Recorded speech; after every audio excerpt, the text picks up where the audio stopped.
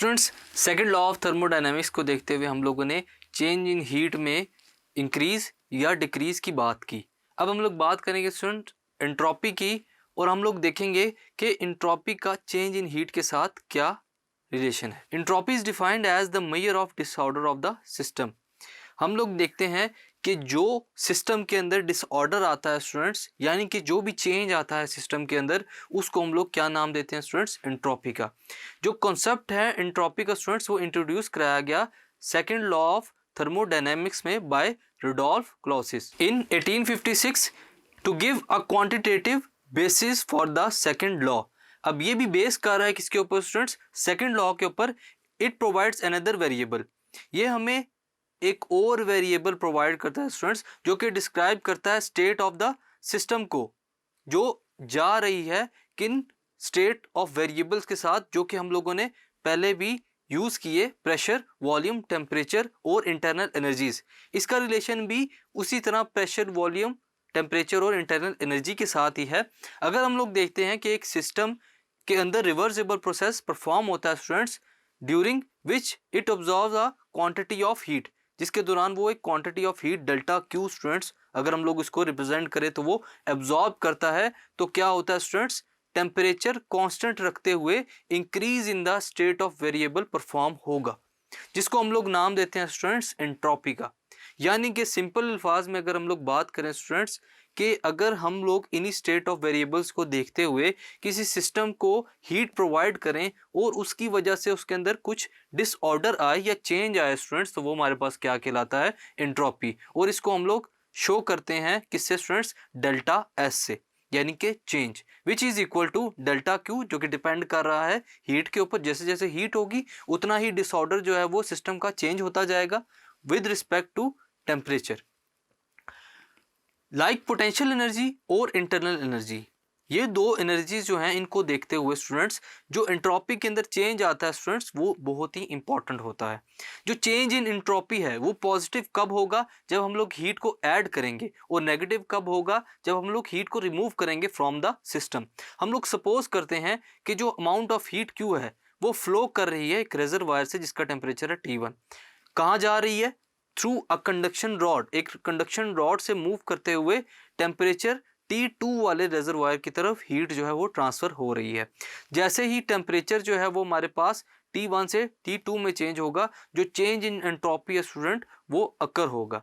Entropy हमारे पास क्या है? Ratio of heat and temperature. So अगर हम लोग देखते हैं कि हायर टेम्परेचर जो है वो हायर रेजरवायर से लोअर रेजरवायर की तरफ मूव कर रहा है स्टूडेंट्स, और टेम्परेचर भी यहाँ पर चेंज होगा, तो हमारे पास जो एंट्रोपी है वो भी चेंज होगी। किस तरह स्टूडेंट्स? अगर हम लोग बात करते हैं कि T1 टेम्परेचर के अकॉर्डिंगली जो एंट्रोपी है वो Q/T1 है, तो यहाँ पर जो Q/T1, जिसको हम लोग change in entropy at the temperature T1 कह रहे हैं, वो लेस होगा एट द चेंज, जो कि स्पॉट है हमारे पास टेम्परेचर T2, यानी कि दूसरे रेजरवायर के ऊपर Q/T2 के हिसाब से वो क्या होगा? कम।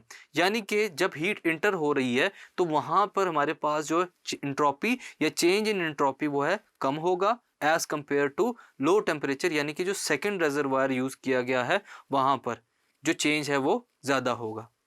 सो जो नेट चेंज होता है स्टूडेंट्स हमारे पास एंट्रोपी के अंदर, अगर हम लोग उसको लिखें तो हमारे पास क्या होगा? Net change in entropy Q/T2 minus Q/T1 which is positive. यानी कि यहाँ पर टोटली एंट्रोपी चेंज क्या हो रही है? हीट को अलाउ कर रही है पास होने के लिए। क्यों? क्योंकि हम लोग सिस्टम को हीट प्रोवाइड कर रहे हैं। तो हम लोगों ने जैसा कि पढ़ा कि अगर हम लोग हीट प्रोवाइड करें सिस्टम को, जिसकी वजह से चेंज इन एंट्रोपी पैदा होगा स्टूडेंट्स, वो क्या होगा? पॉजिटिव। हम लोग देखते हैं कि जितने भी नेचुरल प्रोसेसेस हैं स्टूडेंट्स, जिनके अंदर हीट फ्लो करती है एक सिस्टम से दूसरे सिस्टम के अंदर, वहाँ पर जो इंक्रीज इन एंट्रोपी है वो लाजमी अकर होता है। अगर हम लोग देखते हैं statement second law of thermodynamics की, उसमें क्या होता है कि अगर एक सिस्टम के अंदर एक नेचुरल प्रोसेस अकर हो तो वहाँ पर क्या होगा? जो डायरेक्शन है एंट्रोपी की वो प्लस होगी यानी कि पॉजिटिव होगी, और इसके साथ साथ इन्वायरमेंट में भी चेंज आएगा। स्टूडेंट्स, ये है एग्जांपल एंट्रोपी की in the form of natural process की।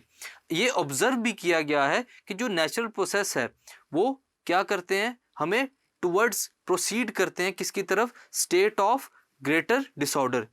यानी कि हम लोगों ने देखा है कि अगर नेचुरली किसी भी प्रोसेस के अंदर कुछ चेंज आता है स्टूडेंट्स, वो हमें एक स्टेट ऑफ ग्रेटर डिसऑर्डर की तरफ लेकर जाता है। और अगर उस डिसऑर्डर को मेजर किया जाए स्टूडेंट्स कि वो कितना डिसऑर्डर है, तो हम लोग उसी को क्या कहते हैं स्टूडेंट्स, ये हमारे पास क्या है, एंट्रोपी। एक एग्जांपल देखते हैं स्टूडेंट्स एंट्रोपी के लिए। अगर हम लोग एक बॉक्स के अंदर एक साइड के ऊपर रेड बॉल्स को अरेंज करते हैं और दूसरी साइड पर ग्रीन बॉल्स को अरेंज करते हैं, और उस बॉक्स को बंद करने के बाद अगर हम लोग उसको शफल करें स्टूडेंट्स, तो हम लोग उसको खोल कर देखेंगे कि जो जितनी भी बॉल्स हैं वो आपस में डिसऑर्डर्ड फॉर्म में हमें मिलेंगी।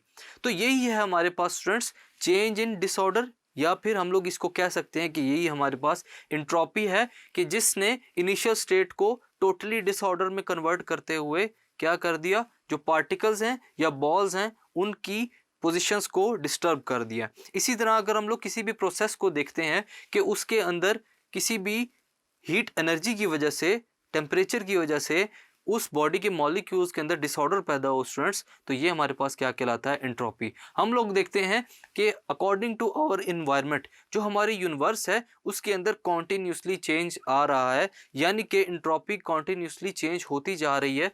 क्यों? क्योंकि यहाँ पर जो प्रोसेसेस हैं वो फॉलो करते हैं किस चीज़ को स्टूडेंट्स, के जो बिहेवियर है या एनर्जी है उसका बिहेवियर जो हमारे यूनिवर्स के साथ है वो कॉन्टीन्यूसली यूनिवर्स के प्रोसेसेस को कंटिन्यू करे हुए है। और इसके साथ साथ अगर हम लोग इस चीज़ को ऑब्जर्व करें कि एंट्रोपी किस तरह चेंज हो रही है स्टूडेंट्स, तो हम लोग देखते हैं कि हमारी यूनिवर्स किस फॉर्म में और किस तरह जो है वो डिसऑर्डर की तरफ जा रही है। तो स्टूडेंट्स, यही है हमारे पास एंट्रोपी, जिसमें हम लोगों ने देखा कि कैसे अगर हम लोग किसी सिस्टम को हीट या टेम्परेचर प्रोवाइड करते हैं तो उसके अंदर डिसऑर्डर या चेंज प्रोड्यूस होता है। स्टूडेंट्स, अभी हम लोगों ने बात की एंट्रोपी की, जिसमें हम लोगों ने देखा कि जो एंट्रोपी है वो डिसऑर्डर ऑफ द सिस्टम होता है। अब हम लोग एक एग्जांपल से इस चीज़ को प्रूव करेंगे स्टूडेंट्स कि कैसे चेंज इन एंट्रोपी अकर होगा जैसे ही हम लोग टेम्परेचर को चेंज करते हैं। What is the change in entropy of 30 gram of water at 0 degree Celsius as it is changed into ice at 0 degree Celsius. Water को आइस में चेंज किया जा रहा है, टेम्परेचर भी उसका चेंज हो रहा है, उसके साथ साथ हम लोग देखेंगे जो मेजर ऑफ डिसऑर्डर है वो कितना है, यानी कि entropy. Take the latent heat of fusion. Latent heat of fusion of ice हमारे पास कितना होता है students, latent heat of fusion for ice कितना होगा स्टूडेंट्स, हमारे पास 3,36,000 जूल पर kg। ये हमारे पास latent heat of fusion for ice. अब इसके बाद हम लोग सोल्यूशन स्टार्ट करते हैं स्टूडेंट्स।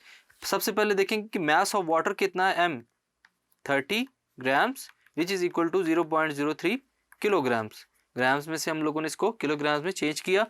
जो कांस्टेंट टेम्परेचर है हमारे पास at fusion point T, fusion point T के ऊपर जो कांस्टेंट टेम्परेचर है स्टूडेंट्स वो हमारे पास कितना है, 0 डिग्री सेल्सियस। और हम लोग सेल्सियस से अगर कन्वर्ट करें तो 0 डिग्री सेल्सियस किसके इक्वल होता है, 273 केल्विन के। Latent heat of fusion for ice HF is equal to students 3,36,000 joule पर किलोग्राम।